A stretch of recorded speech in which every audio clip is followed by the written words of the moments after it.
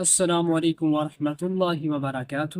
موت کا فرشتہ کب آتا ہے؟ موت کے وقت انسان کو کیا نظر آتا ہے؟ اس طرح کے سوالوں کو آج ہم نے ڈسکس کرنے کی کوشش کرنی ہے قرآن و حدیث کی روشنی میں۔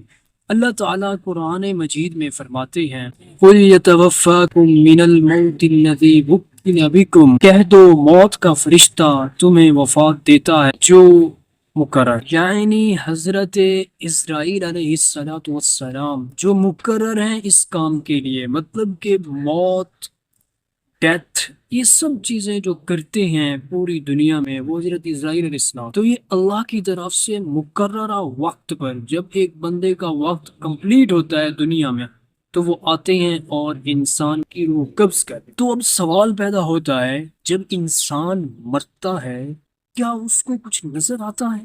اس چیز کو جاننے کے لیے ہم آقا مدنی صلی اللہ علیہ وآلہ وسلم کی ایک حدیث کو جانتے ہیں۔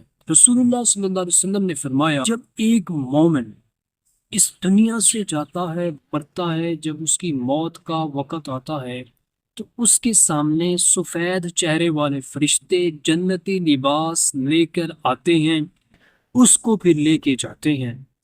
مطلب کہ یہ اشارہ ہوتا ہے اس بندے کے لیے کہ یہ بندہ جنتی ہے، یہ بندہ اللہ کا نیک بندہ ہے، جاؤ میرے فرشتوں اس کو آرام سکون سے کنفرٹیبل ماحول میں ان کر آؤ، یعنی اس سکون کی حالت میں لے کے آؤ کہ بندے کو محسوس تک نہ ہو میں کس جگہ اور کس کے پاس جا رہا ہوں، مطلب کہ اس کو یقین ہو جائے، پر امید ہو جائے کہ میں اپنے پروردگار سے ملنے کے لیے جا رہا ہوں۔ اور جب کافر مرتا ہے اس وقت اس کے سامنے اللہ کے نبی کے فرمان کے مطابق سیاہ چہرے والے فرشتے آتے ہیں اور اس کے لیے آگ کا لباس لے کر آتے ہیں، مارتے پیٹتے لان تان کرتے گھسیٹ کے لے کے اس کو جاتے ہیں۔ اس سے معلوم ہوا موت سے پہلے انسان کو ہر چیز نظر آ رہی ہوتی ہے، وہ شعور کی حالت میں ہوتا ہے جب موت کا وقت بھی ہوتا ہے، اور موت کے بعد جب اس کو لے جایا جا رہا ہوتا ہے تو وہ سب مناظر اس کے سامنے ہوتے ہیں۔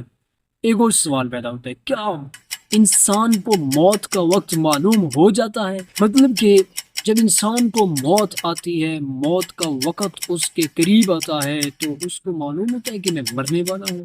اللہ کے نبی فرماتے ہیں کہ میت اپنے غسل دینے والوں کی آہٹ تک سنتی ہے، مطلب یہ کہ جب انسان کو موت کے بعد غسل دیا جا رہا ہوتا ہے، جب وہ میت کی فارم میں ہوتا ہے، میت کو غسل دینے والے جب ہاتھ لگاتے ہیں تو اس میت کو ان کی آہٹ بھی سنائی دیتی ہے، مطلب کہ اس وقت بھی میت انسان شعور کی حالت میں ہوتا ہے، عالم دنیا سے عالم برزخ کی طرف جا رہا ہوتا ہے۔ مومن، اعمال والے، نیک بندے، ان کی موت، اور دوسرے گناہگار اور کافر جو لوگ ہیں ان کی موت کیسے ہوتی ہے؟ مومن کی روح ایسے نکلتی ہے، اللہ کے نبی نے فرمایا کہ مومن کی روح اس کے جسم سے ایسے نکلتی ہے جیسے مشک میں سے پانی کا قطرہ، اور اگر ہم آسان ورڈوں میں سمجھیں تو ایسے گوندے ہوئے آٹے میں سے ہم ایک بال کھینچیں، اسی طرح مومن کی، ایمان والوں کی، اللہ کے برگزیدہ اور نیک بندوں کی موت ہوتی ہے، روح نکالی جاتی ہے۔ اور جب گناہگار اور کافر بندوں کی، انسانوں کی باری آتی ہے تو ان کی روح فرشتے کیسے کھینچتے ہیں، قبض کرتے ہیں؟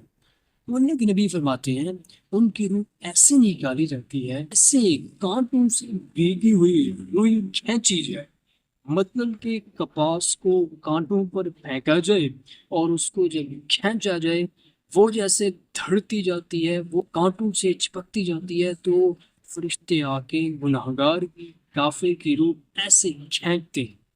اور دوسری مثال دے کے سمجھاؤں تو اس طرح کی کانٹوں کی ایک جھاڑی پر ریشمی کپڑا ڈال، جب وہ ریشمی کپڑا ڈال دو تو اس کے بعد اس کو کھینچو، جیسے وہ ادھڑتا جاتا ہے، کانٹوں کی وجہ سے وہ پھٹتا جاتا ہے، تو اسی طرح گناہگار اور کافروں کی روح نکالی جاتی ہے۔ میرے بھائیو دوستو، موت ایک اٹل حقیقت ہے، کل نفس ذائقۃ الموت۔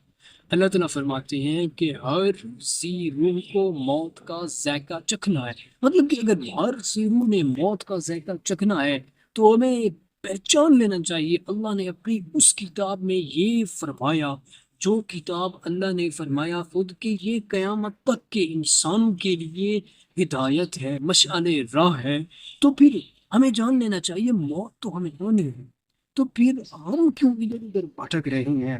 کیوں نہ ہم توبہ کریں، اللہ سے مانگیں، اپنی زندگی کو بدلو، توبہ کر، نماز قائم کرو اور قرآن کے ساتھ اپنا تعلق جوڑو۔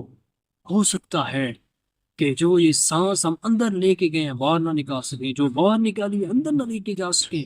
ہو سکتا ہے یہ آخری سیکنڈ ہو میری زندگی کا، تو جب زندگی اینڈ ہوگی اس کے بعد نہ ہماری توبہ قبول ہوگی، نہ ہمارے اعمال قبول ہوں گے۔ ہمیں بس جو کچھ کرنا ہے اس دنیا میں رہ کے کرنا ہے، تو کیوں نہ ہم اللہ سے توبہ کر کے، اللہ سے گڑ گڑا کے ہم اللہ سے ابھی سے منوا لیں کہ یا اللہ تو ہمیں اپنا بنا لے، یا اللہ تو ہمیں اپنا بنا لے۔ ہم تیرے سے توبہ کر کے تیری بندگی کرنا چاہتے ہیں، تاکہ جب ہماری روح قبض کی جا رہی ہو، جب ہماری روح فرشتے نکالنے کے لیے آئیں تو وہ آسانی سے نکالیں، ہمیں دشواری نہ ہو، ہم تیرے نیک بندے بن جائیں۔ اے اللہ تو ہم سے راضی ہو جا۔ اس طرح کی دعائیں اعمال کریں، نماز قائم کریں، روزہ رکھیں، زکوٰۃ دیں، صدقہ کریں، اللہ کے نبی کی پوری تعلیمات پر، قرآن کی پوری تعلیمات پر ہم عمل کریں، تو یہ دعائیں کریں اے اللہ ہمیں اس کے مستحق بنا، ہم عمل کرنے والے بنیں۔ آج کی ساری باتوں کا خلاصہ یہی ہے۔ اس ویڈیو کو جس نے انت تک سنا ہے وہ آج یہ پیغام میری طرف سے لے کے جائے کہ اب توبہ کریں، ابھی سے کہو یا اللہ میری توبہ، یا اللہ میری توبہ، یا اللہ میری توبہ۔ اللہ کے نبی کا فرمان ہے جس نے 3 مرتبہ دل سے توبہ کی اللہ اس کی توبہ کو ضرور قبول کرے گا۔ ہاں، توبہ سچی ہو اور صدق کے دل سے ہو، اس کی توبہ اللہ ضرور قبول کرتا ہے۔ اگر پھر گناہ ہو جائے گا پھر کر لو، اللہ تعالیٰ تو معاف کرنے والی ذات ہے۔ اتنی بڑی ذات ہمیں کہاں سے ملے گی؟ ایسا رب ہمیں کہاں سے ملے گا؟ ایسے رب کی بندگی کیوں نہیں کر پا رہے ہم؟ شیطان نے ہمیں کیوں ورگلا کے رکھا ہوا ہے؟ شیطان ہمیں کیوں اپنے چنگل میں پھنسا کے رکھ رہا ہے؟ ہمیں چاہیے کہ ہم اللہ کی بندگی کر کے آخرت میں کا سایہ ملے، اللہ کی ہم عبادت کر کے آخرت میں اللہ کو راضی کر لیں، اللہ کو راضی کر لیں۔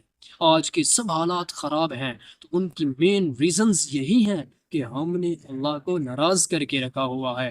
آج مسلمان کی پستی کی سب سے بڑی وجہ یہی ہے کہ اس نے دینوں، سنت، قرآن اور احادیث نبی کی زندگی کو پس پشت ڈال دیا ہے، جس کی وجہ سے آج ہم اس دنیا میں ترقی نہیں کر پا رہے۔ دعا ہے کہ اللہ تعالیٰ ہمیں عمل کرنے کی توفیق عطا فرمائے۔ اس ویڈیو کو ضرور اپنے دوستوں میں شیئر کریں تاکہ کسی نہ کسی کا فائدہ ہو جائے۔ اگر ویڈیو پسند آئی تو لائک کر دیں اور چینل کو سبسکرائب کر کے ساتھ دیے گئے بیل آئیکن کے بٹن کو دبا دیں تاکہ اس طرح کی انفارمیٹیو اور ایموشنل ویڈیوز آپ تک پر وقت پہنچتی رہیں۔ سبسکرائب